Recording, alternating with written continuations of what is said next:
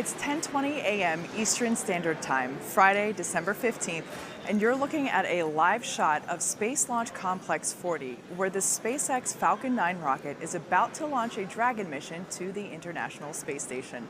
Hello and welcome. My name is Kate Tice, and I'm a certification engineer, and I'm standing here in our SpaceX headquarters in Hawthorne, California. Today is SpaceX's 13th cargo resupply mission to the International Space Station, or as you may hear us call it, the ISS. We're all excited for this particular mission because it's the first time that we're flying both a flight-proven first stage and a flight-proven Dragon. In other words, both of these vehicles have already gone to space before. This first stage flew 6 months ago on CRS-13, and the Dragon spacecraft flew on CRS-6 in April of 2015. Pretty cool stuff, and we'll talk more about this in just a moment. Also special about today, it's our return to Space Launch Complex 40. We've made lots of cool upgrades to the pad within the last year. This now gives us 3 operational launch sites.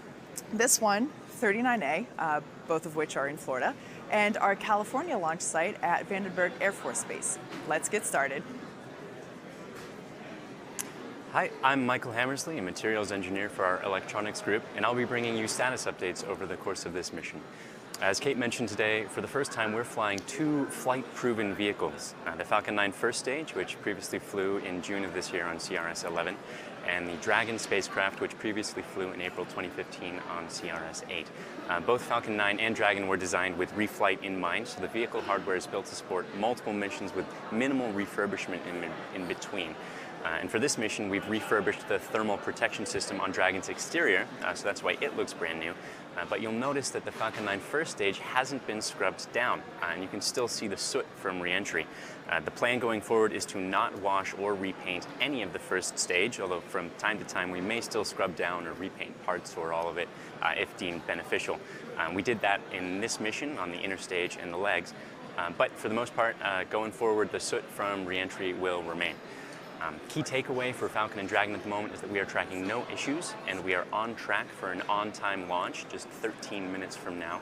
A vehicle was raised by the transport erector late last night, about 12 hours ago, and the no-go poll was conducted by launch control just over an hour ago. Propellant loading began shortly thereafter. Currently the first stage and the second stage are both full of RP1, the kerosene propellant, although we're going to top up the first stage at about T-minus 7 minutes just to make sure it's totally full. Helium loading began at T-minus 15 minutes, and that's what keeps the tank pressurized when we're emptying it of propellant. And Dragon is also getting ready. It began its auto sequence at T-minus 35 minutes. That's when it coordinates timing with Falcon 9 and makes sure its systems are all healthy. Next big step for Dragon is coming up at T-minus 8 minutes when it's going to move to internal power to support its mission over the 2 to 3 days that it's going to take to dock with the ISS. Currently the range is ready to support, and the weather is looking absolutely gorgeous at the moment. No major clouds to be worried about, some stratocumulus. We've been launching balloons every 30 minutes or so to be checking on the wind speeds at various altitudes, and there's nothing looking unsafe for launch on that front. We generally want those winds to be under about 30 miles an hour and make sure that there isn't too much wind shear, which is when the winds at different altitudes are moving in different directions. Overall, still very much a go for today's launch, and we've also made some upgrades to the pad. Let's take a look. Good morning, my name is Tom Perderio. I'm a firmware engineer in the avionics department here at SpaceX. Now, as Kate and Mike both said, SpaceX is excited to be back at Space Launch Complex 40, or SLC 40 for short. SpaceX has spent the past few years not only rebuilding SLC 40, but upgrading it to reinforce its structures, improve its ground-side systems, and replicate operations at LC-39A, which is our pad just a few miles to the north. It's important to remember that this pad, SLC 40, was designed before the first Falcon 1 ever flew. So this rebuild includes lessons learned from over a decade of building and operating launch pads across the country. Some of the important improvements that we've made to the pad are new dog houses. These are the heavy metal shields that protect the hold downs, which are the large clamps that hold the rocket down right until it leaves the pad. We've also installed a new flame diverter system that can withstand much longer engine firings, which allows us to do more static fire testing here instead of shipping all of our reused cores back to McGregor, Texas.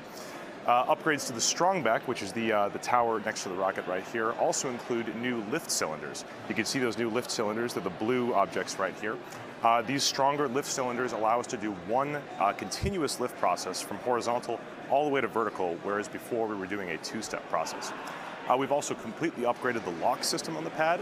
This allows us to do much faster densification and loading that LOX onto the rocket once it's dense.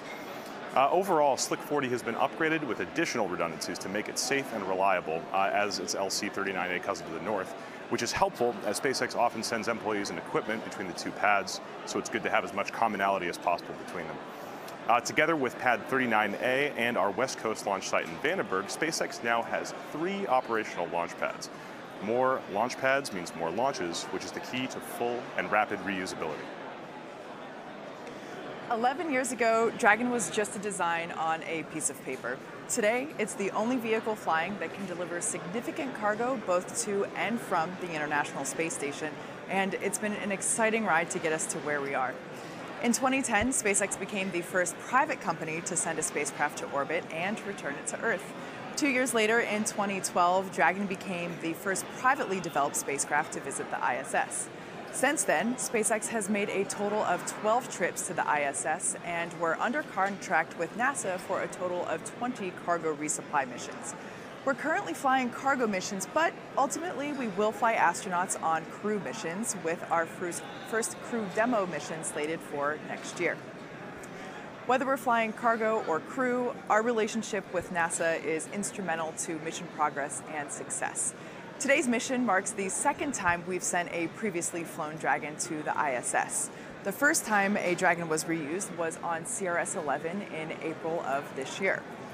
Today's spacecraft was flown for the first time on CRS-6 in April of 2015.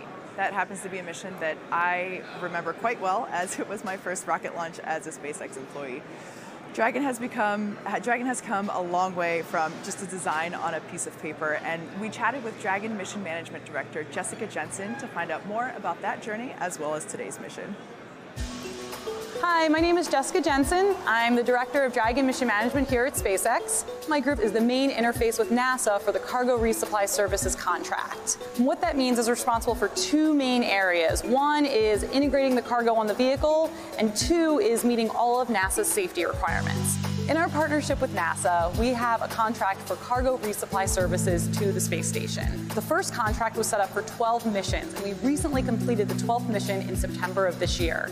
Then we have 8 more follow-on missions for this contract, and then after that, we jump onto the CRS-2 contract. And that is where we're going to be using the Crew Dragon vehicle to transport cargo to and from the space station.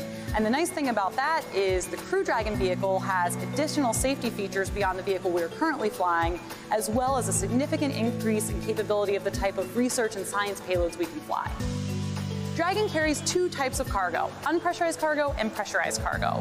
In the pressurized section of Dragon, we carry about 3,600 pounds of cargo. These are all items that are going to stay inside the ISS, primarily for the astronauts that are there. So these are things such as food and coffee, but all kinds of science experiments as well. For the unpressurized cargo, this is International Space Station hardware or payloads that are destined for use on the outside of the space station.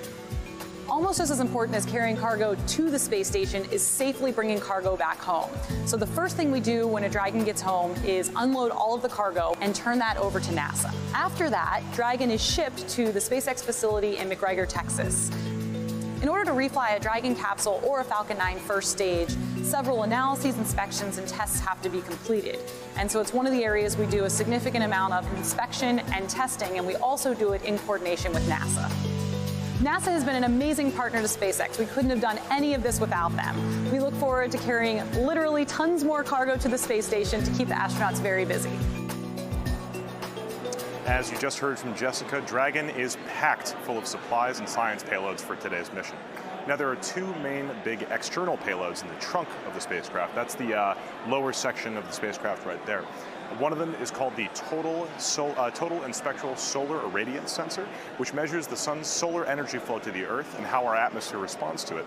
And then also the Space Debris Sensor, which is a sensor that detects and measures the effects of tiny space junk particles that the ISS collides with during its trip around the Earth. Now, inside Dragon are dozens of other experiments, including technology demonstrators for cell science and fluid experiments, microgravity materials fabrication experiments, which attempt to manufacture polymers, crystals, and even fiber optics in space, and biology experiments, including plants, rodents, and even the behavior of astronauts themselves. There's even an experiment to grow barley in space, which would be the first step to an on-orbit brewery. Dragon serves a critical role not only in bringing these experiments up to the ISS, but also back down to the Earth for analysis once its mission is complete in just a few weeks from now. We are at T-minus 5 minutes, and that means Falcon 9 is stepping into the final phases of terminal count. The liquid oxygen load on both stages just completed, and Falcon 9 is now performing its final checkouts to make sure that all of its primary systems will work in flight. Those checkouts include the communication systems and the avionics systems, all of which are looking totally nominal, just the way we like it. The engine chill began a few minutes ago at T-minus 7 minutes. That gets the engines cold enough to safely move propellant without causing it to accidentally boil. The next checkouts are the thrust vector control checkouts at T-minus 3 minutes, where we wiggle the engines to make sure they'll be able to properly steer Falcon 9 during ascent. Falcon 9 is going to enter startup mode at T-minus 1 minute, at which point it is in full control of the remainder of the countdown. Dragon, of course, also performing its own final checkouts to make sure all of its primary systems are going to be working in flight. Again, it's going to take a couple days to get to the space station. And just before liftoff, watch to see the strongback retract to give Falcon 9 a bit more clearance during launch. Currently, the range is a go. Everything weather-wise is still looking golden. And let's listen in to the last couple minutes of terminal count.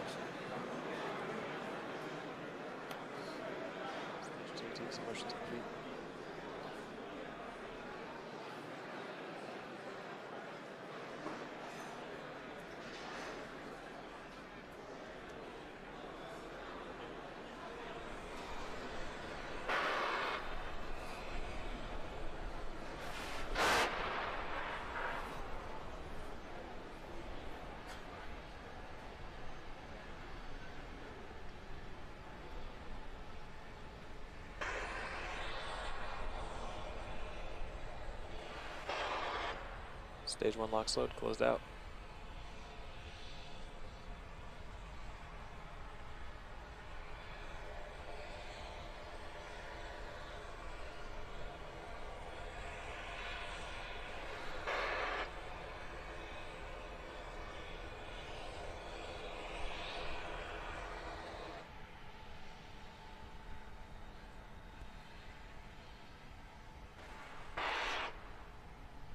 Vehicles transitioning to internal power.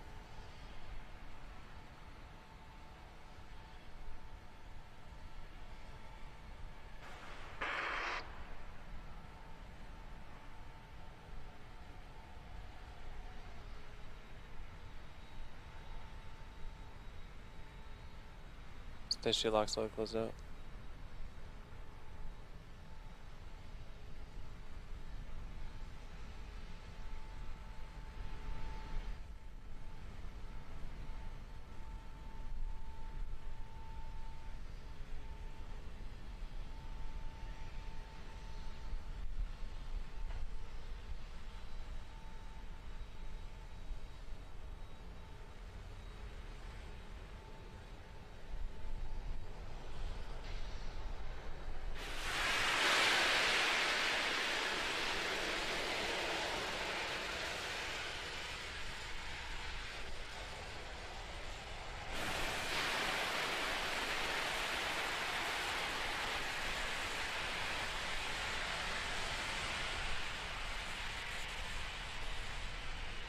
AFTS is ready for launch.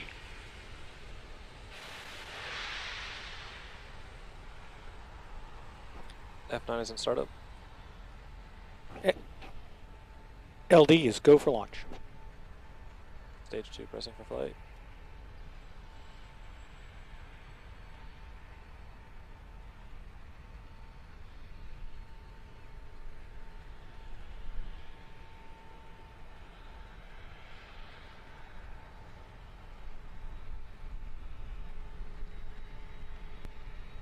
T-minus 30 seconds and count.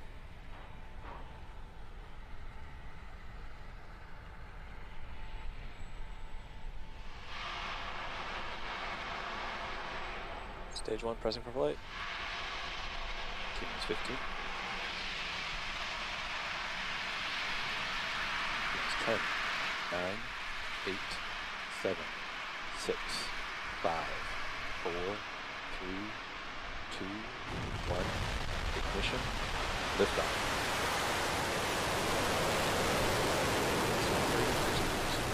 So your post-launch flight operations. Towers complete.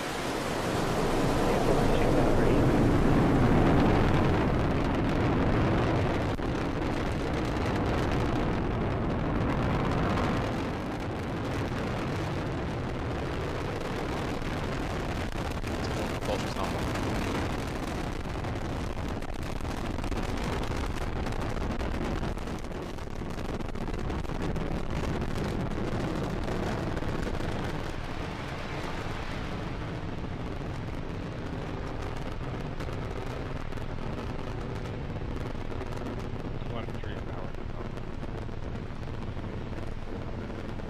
You saw it on the screen and heard the call-outs.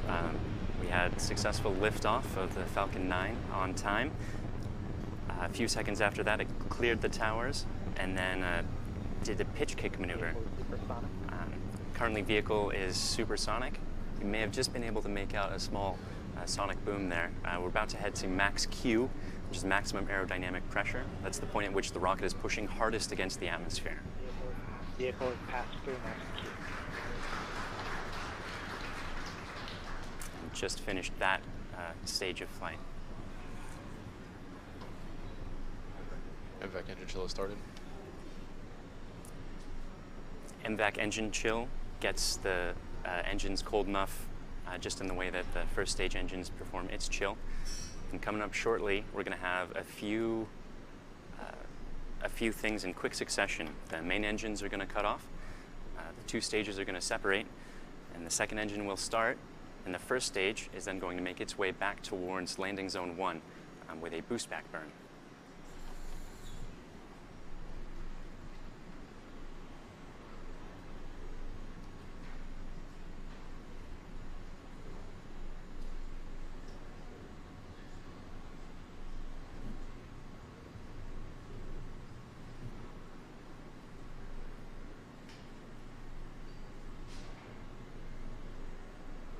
We have Miko. Stage separation.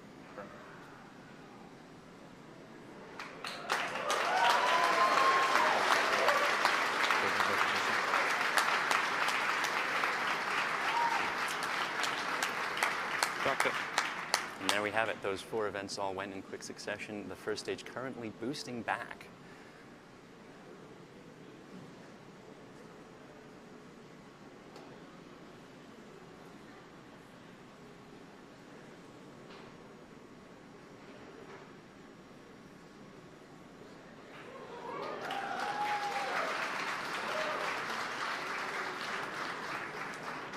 We've also gotten confirmation that the second stage trajectory is good.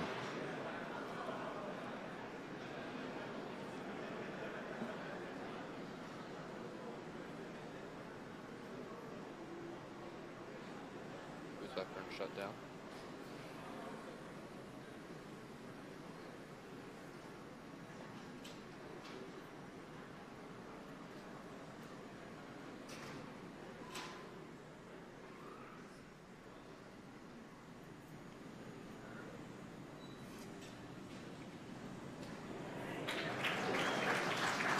Okay, so on the left-hand side of your screen, you just saw the grid fins deploy. Quick recap for those of you that may have just joined us. We've had a successful launch of Falcon 9 for Dragon to the International Space Station. We have had a stage separation, and on the left-hand side is the first stage, Falcon 9, returning back to landing zone 1 in Florida.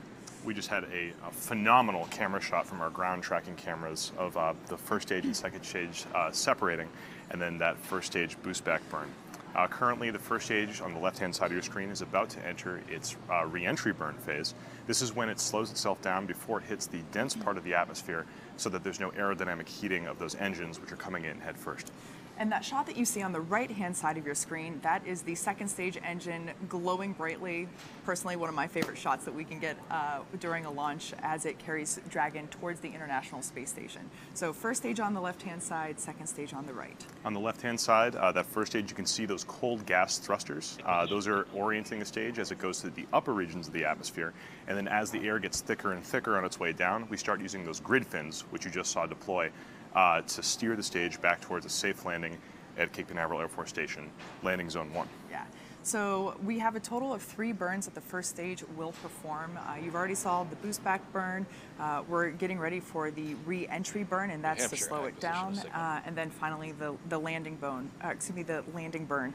And we're about 30 seconds away from that re-entry. You can actually see the edge of Cape Canaveral in the screen on the left-hand side there. So as we get closer and closer to the ground, we should be able to get continuous video all the way down towards touching down on that pad. Yeah. It's beautiful. Daytime launch, can't get any better than that. They're gorgeous shots. Remember on the right-hand side, the primary mission, that's a camera mounted towards the bottom of the second stage. On top of that second stage, the Dragon spacecraft. Let's get an update on how it's doing right now. We're at T plus 5 minutes and 55 seconds, and the second stage is still moving along at full power towards the International Space Station. Quick recap of the mission thus far. First stage had an on-time launch at 10:26 Eastern. We've just moved into entry burn startup, and you can see that happening on the screen on your the left side of the screen. We had a nominal ascent. Second stage separated from the first stage, which is still moving towards landing zone 1. The Dragon nose cone was deployed, and power and trajectory are both still looking good on stage 2.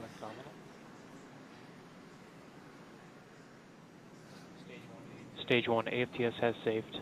So we are just seconds away from that landing burn. The first stage on the left-hand side of your screen, you can see it's getting very close to Cape Canaveral. In just a second or two, that landing burn, the center engine will light up and take it softly down onto the ground. Yeah, so we should be seeing that in just a couple of seconds. We're just past T plus 7 on the right-hand side, second stage, as it's carrying Dragon spacecraft towards the International Space Station, our primary mission. But on the left-hand side, let's tune in and watch this landing burn. Landing burn has just started, as you can see. Watch for those landing leg deploy. Just a second or two.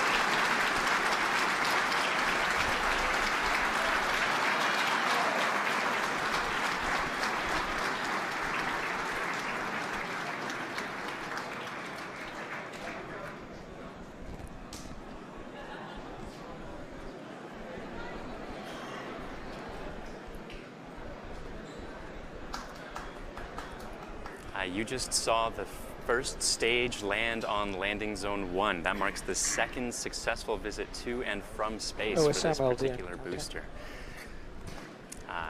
MVAC-D, the Merlin vacuum engine that you're currently seeing on your screen, has slowly begun to power down as expected. The second engine cutoff is coming up in about 20 seconds. Second stage AFTS has saved. At that point, the second stage and Dragon will be coasting towards its rendezvous with the International Space Station. We'll confirm we've entered the correct orbit, and then Dragon will deploy from the second stage.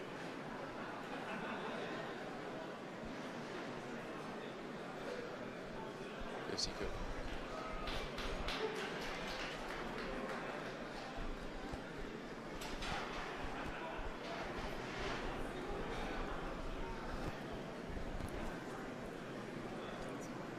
GNC So we had a successful landing of that first stage of the Falcon 9. That's the second time for that particular booster. Right now we had a second engine cutoff of the second stage, and we're just waiting for the Dragon deploy, where the Dragon separates from the second stage of the rocket. Right, so there you can see on your screen, we're waiting for that visual confirmation of Dragon deployment. After Dragon deploys, we will be waiting for the solar arrays to spread out, and then it'll be making its way to the International Space Station. Acquisition signal near So watching your screen right now, this is a camera pointing at the very bottom of the Dragon as it's docked right now to the second stage of the Falcon 9. And there it is. That is a successful deployment of the Dragon spacecraft. You can see into the trunk, those external payloads in the very back of the trunk right now. Right, so like we said before, that is the unpressurized section of Dragon. The pressurized, you can't see it from this particular view, but all of that will be making its way to the International Space Station over the next 3 days or so. We're expecting it to arrive on Sunday. You may have also seen the two pods on the side of the trunk. Those are the solar panels. Currently they're folded up accordion style against the sides of the trunk. In just about a minute or so now, those covers are going to pop off, and then the solar panels are going to extend, which gives the Dragon the power it needs to get to the International Space Station. Yeah, so there on your screen, that's a shot from the second stage, and that is Dragon moving away in its mission. And wow, that's... Now, Dragon doesn't just go directly to the International Space Station. It actually takes a series of burns to get there. And this happens over a period of about 36 to 72 hours after the deployment. These are both height adjust and co-elliptic burns, as you can see in this animation. The Dragon slowly moves itself closer and closer to the ISS until it's grabbed by the arm and can be berthed. Yeah, so berthing is what we refer to as when the Canada arm reaches out, as you can see right there, grabs Dragon and then brings it in and mates it to the International Space Station. Docking, however, is whenever the Dragon itself will be docking itself to the International Space Station without the help of the Canada arm to bring it in. Right now on your screen, or you could just see the second stage engine bell as it just coasts up there in space. Like I said, we just had a successful separation of the Dragon. We are just waiting for that solar panel to deploy. And then Dragon can make its way to the ISS over the next few days. Yeah, so quick recap, just in case if you're just joining us, we had a successful launch of Falcon 9 as well as a successful landing. This is the second time that this particular rocket has launched and landed. We also have Dragon making its way to the International Space Station as it's successfully separated from the second stage. And this is also the second time that this Dragon spacecraft is being used as well. You can see our mission control in Hawthorne, California right now. Everyone's very excited to be launching both a reused Falcon and reused Dragon. You can see there's usually a crowd that comes out for launch days, even though it's early in the morning. It's always good to see the SpaceX crowd coming out to watch a launch.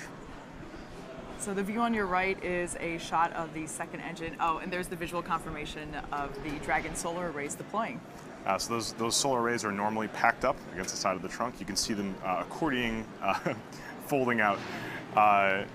Dragon has batteries on board that allow it to collect energy, and those solar arrays just make sure that it's topped up for the next few days as it gets closer and closer to the ISS. Expected loss of signal, Bermuda.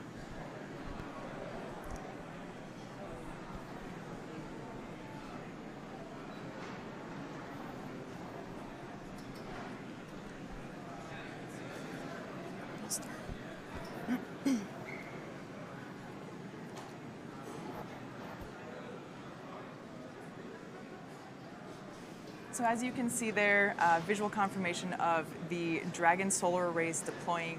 At this point in time, that's all we're going to follow for today's webcast. However, that's not the end of the mission. Dragon still has a couple days to go before it reaches the International Space Station. But as of right now, it's been a wonderful start to our Friday morning. We had a successful launch, a successful landing, and a successful deployment for Dragon towards the International Space Station. Though Dragon's mission is not yet complete, this is going to bring our webcast coverage to a close. Right now, we'd like to thank our customer, NASA, for helping us out in yet another commercial resupply services mission. We'd like to thank the Air Force for supporting, and the FAA, of course, and you, the viewer, for tuning in. Thank you. And if you'd like to come join us to work on missions like launching Dragon to the International Space Station, check us out at spacex.com/careers and look for future updates from us on our social media accounts.